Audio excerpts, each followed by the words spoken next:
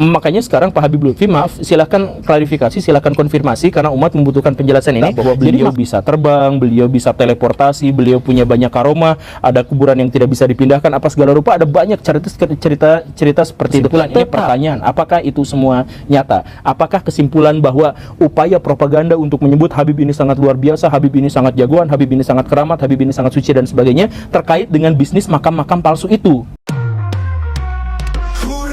Ceritamu yang bisa terbang, padamkan api neraka, semua jadi tenang, udara jadi emas, kilauan di angkasa, air bisa jadi bensin, mimpi di kepala. Khurafat, cerita hebat, bikin kita tersesat, kami pakai khurafat, tak takut kualat, tak takut kualat. Apa yang sebenarnya terjadi? Saya kemudian membaca sebuah karya ilmiah yang membuat saya menohok kaget gitu. Jadi karya ilmiah itu isinya adalah prospek bisnis ziarah makam Wali Songo gitu. Maaf.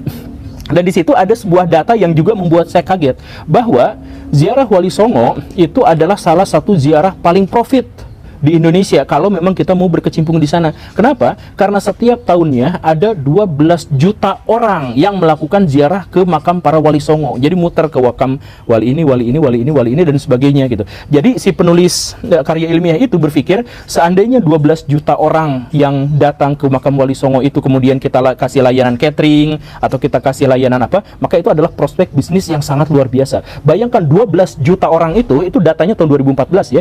12 juta orang itu artinya bahkan lebih banyak daripada pengunjung di Bali setiap tahun gitu. Jadi makam para wali itu ternyata jauh lebih dihargai oleh orang-orang di Indonesia.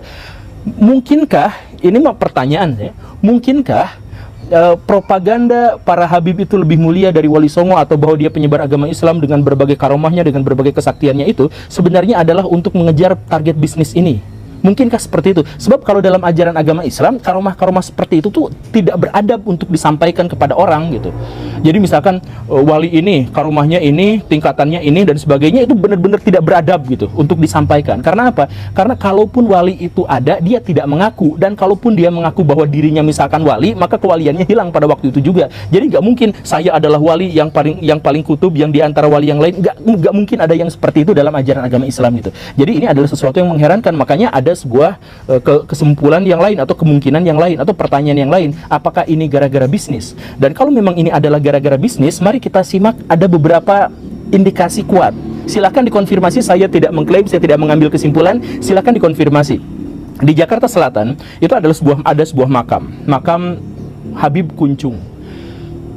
Ribuan orang datang setiap tahun ke makam itu karena dianggap keramat. Bahkan ada orang yang sampai datang ke sana dan mengatakan, ya kami kan orang yang tidak suci, banyak dosa, tapi kalau misalkan Habib ini, itu kan derajatnya sudah dekat dengan Allah, tidak ada satupun dosa yang menempel pada dirinya. Jadi kami berdoa atas perantaraan beliau, kan mengatakan seperti itu. Yang luar biasanya adalah bahwa tidak pernah ada biografi tentang Habib Kuncung, baik biografi yang dituliskan oleh orang lain maupun autobiografi yang ditulis oleh dirinya sendiri. Jadi bagaimana kehidupannya kita tidak mengetahui. Apakah beliau memang orang-orang suci? Kita juga tidak mengetahui. Apakah beliau adalah orang yang sakti dan sebagainya? Tidak diketahui. Tetapi banyak cerita bahwa beliau bisa terbang, beliau bisa teleportasi, beliau punya banyak karomah, ada kuburan yang tidak bisa dipindahkan, apa segala rupa, ada banyak cerita seperti itu. Tetapi semuanya katanya tidak berdasarkan catatan historis atau apapun. Walaupun seperti itu, jamaahnya datang. Jadi jamaah datang ke sana berziarah hanya karena katanya di situ memang begitu. Dan luar biasanya apa? Ya tentu saja di situ ada infak. Apakah ini yang sebenarnya melatar belakangi propaganda para Habib itu, atau cerita yang lain? Makam Mbah Priuk di Jakarta Utara, kita mengetahui bahwa makam itu keramat, ribuan orang datang ke sana setiap tahunnya. Bahkan pernah ada konflik dengan aparat setempat ketika makam itu akan digusur atau dipindahkan dan sebagainya. Kan begitu, FPI pada waktu itu juga turun tangan untuk bisa menyelamatkan makam itu. Ternyata ketahuan bahwa makam itu palsu. Makam Mbah Priuk yang sesungguhnya sudah dipindahkan karena dulunya sangat tidak terawat, tidak ada yang mau ngurusnya, karena itu dipindahkan ke tempat yang lain. Nah, sedangkan yang sekarang jadi tempat berziarah orang banyak itu kosong, nggak ada apa-apanya, cuman batu nisan yang ditempatkan belakangan gitu. Nah, tetapi walaupun sudah ditempatkan belakangan dan itu terbukti tidak ada jenazahnya, tidak ada apapun di situ, tetapi orang-orang berziarah datang ke sana, lagi-lagi dengan infak yang luar biasa gitu. Nah, pada akhirnya juga kemarin-kemarin dari penyelidikannya mulai tahun 2010 sampai kemarin, termasuk juga melibatkan MUI, ternyata banyak di Indonesia itu makam-makam Habib palsu. Jadi kalau misalkan kita lagi butuh duit nih, saya mohon maaf ya, kita lagi butuh duit, kita pesan ke tukang pigin batu nisan, Habib Anu bin Anu bin Anu bin Anu, tempelkan di tempat kosong, maka dalam kurang dari 1 tahun pasti akan mulai diziarahi, dan kita tinggal nempelin kotak kenceleng di situ, maka kotak kencelengnya pasti langsung penuh di situ. Jadi kita nggak usah ngapa-ngapain, nggak usah usaha apa-apa, tinggal meninggalkan aja di situ gitu. Ada kejadian seperti itu dan itu dikonfirmasi oleh pihak MUI. Ada juga lahan sengketa. Jadi lahan ini disengketakan dan mau disita oleh pemerintah atau oleh negara atau oleh siapa lah gitu ya. Nah, karena takut disita, maka di situ dikasih makam. Jadi makamnya dadakan dan itu adalah makam Habib Anu dan sebagainya gitu. Jadi nama Habib itu ternyata benar-benar menjual, ternyata benar-benar kuat dan bisa aja dijadikan bisnis. Saya tidak mengatakan semua Habib seperti itu, dan ini sekali lagi bukan sebuah kesimpulan, ini pertanyaan. Apakah itu semua nyata? Apakah kesimpulan bahwa upaya propaganda untuk menyebut Habib ini sangat luar biasa, Habib ini sangat jagoan, Habib ini sangat keramat, Habib ini sangat suci dan sebagainya terkait dengan bisnis makam-makam palsu itu?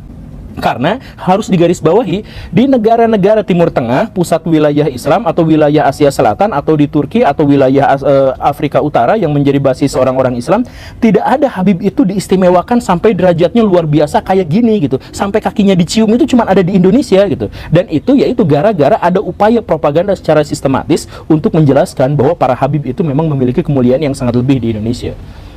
Bahkan kemarin ada sengketa lahan makam atau sengketa makam sebenarnya. Jadi kan Habib Lutfi itu mengatakan bahwa anak menantu dari Sri Sultan Hamengkubuwono II itu adalah seorang Habib. Dalam sejarahnya, yang menantunya itu bukan Habib, yang menantunya itu adalah Sumodiningrat. Tetapi Sumodiningrat itu kemudian diklaim bahwa itu adalah Habib dan makamnya itu ada di Semarang. Nah, catatan sejarah menyebutkan bahwa makamnya itu ada di Jogja, sekitaran Jogja, dan bukan Habib, tetapi dikatakan bahwa itu adalah Habib. Jadi banyak orang yang akhirnya berziarah ke makam untuk menziarahi seorang yang konon adalah seorang Habib yang namanya adalah Sumodiningrat, dan dia adalah menantu dari Sri Sultan Hamengkubuwono II. Ini polemik, ini muncul. Jadi perdebatannya sekarang menjadi hebat. Jangan-jangan ini klaim makam palsu juga karena diziarahi banyak orang, padahal catatan sejarah menyebut bahwa makam aslinya ada di tempat yang lain. Nah, ini makanya sekarang Pak Habib Lutfi, maaf, silahkan klarifikasi, silahkan konfirmasi karena umat membutuhkan penjelasan ini. Jadi makam yang benar itu di mana? Karena makam yang satu itu kemudian diziarahi oleh banyak orang dan lumayan juga di situ infaknya gitu. Ya jangan-jangan seperti itu, ada indikasi-indikasi ke arah sana gitu. Makanya harus digarisbawahi kembali, ada semacam narasi yang menjelaskan bahwa propaganda para Habib itu harus suci, harus tulus, harus bersih dan sebagainya itu sebenarnya adalah ladang bisnis, diantaranya adalah ladang bisnis makam untuk ziarah. Apakah itu benar atau tidak, silakan klarifikasi karena sudah banyak makam-makam palsu dari Habib yang ketahuan. Kalau misalkan memang ternyata dari Habibnya tidak seperti itu, ya silahkan yang ini ikut membantu untuk membersihkan Habib-Habib palsu dan makam-makam palsu itu gitu. Dan kalau misalkan Baraya mau konfirmasi langsung gitu ya, tapi Baraya tidak memiliki akses, ya udah jalan yang paling dekatnya sih sebenarnya sederhana. Baraya ikutin aja pengajian-pengajian para Habib di sekitar rumah Baraya yang biasanya ada gitu. Nah, kata teman saya, bukan kata saya, kata teman saya di situ itu suka kalau ikut pengajian di situ tuh harus beli tasbih sekian dari yayasan itu, harus beli kopea, harus beli sorban sekian dari yayasan itu. Kemudian harus ikut ziarah kubur yang harganya sekian, memang sudah ada tarif-tarifnya apa segala rupa gitu. Dan mau peci, mau tasbih, mau apa tidak boleh beli di tempat yang lain kecuali harus beli di tempat itu gitu. Nah, apakah itu benar atau tidak? Kalau memang benar, itu benar-benar kejahatan yang sangat luar biasa. Karena apa? Karena propaganda bahwa Habib itu suci dan sebagainya yang itu sebenarnya agak menyimpang dari ajaran Islam, kemudian itu digunakan untuk meraup keuntungan, bikin makam palsu untuk dapat infak, bikin bisnis apa segala rupa kayak gitu. Nah, kalau sudah seperti itu kalau benar ya. Tapi kalau memang benar-benar seperti itu, apa tindakan yang harus kita lakukan? Apakah kita memberangus para Habib? Oh jangan. Nanti karomahnya malah takut kena sama kita. Jadi apa yang harus kita lakukan? Ya sadarkan masyarakat, berikan penjelasan kepada masyarakat untuk tidak mudah percaya.